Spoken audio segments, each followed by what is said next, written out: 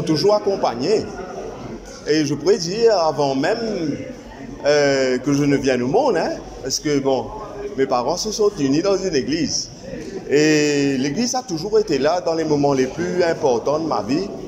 Et je pense aussi que l'inspiration me vient du fait que nous avons à Maurice vraiment des églises impressionnantes, de vrais trésors qui méritent d'être connus. Et là, dans mon livre, j'aborde non seulement la dimension édifice religieux, comme je dis tout à l'heure là, dans son architecture, l'art sacré et tout ce qui entoure l'édifice lui-même, mais j'aborde aussi l'Église peuple de Dieu pluriel. Chez nous, nous avons la chance de vivre dans un pays où il y a issus de plusieurs continents. Donc nous avons tous les continents rassemblés ici et c'est le monde entier qui fréquente nos églises. J'aborde cette dimension-là, j'aborde la dimension historique.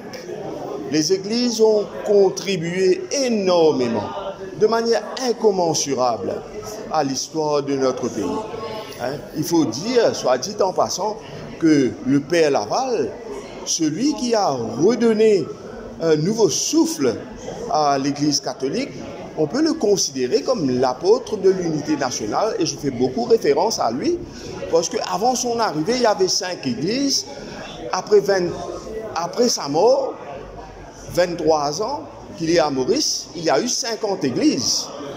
Et aussi, je souligne dans ce livre, je vous invite aussi à découvrir l'aspect institutionnel de nos églises. Quand je parle d'institutionnel, ce sont ces écoles qui gravitent autour de ces édifices.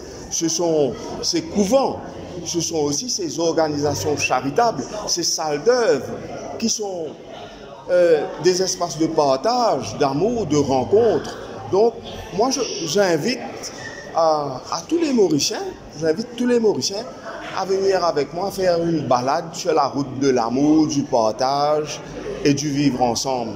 Parce que finalement, c'est ça une église. L'église vient d'un mot latin, ecclésia, qui veut dire assembler, mettre ensemble. Tu as découvert pendant ce travail par rapport à ces églises? Vous savez, je connaissais déjà les églises avant. Mais la découverte que j'ai faite vraiment, c'est l'histoire de ces églises-là. Et c'est absolument formidable.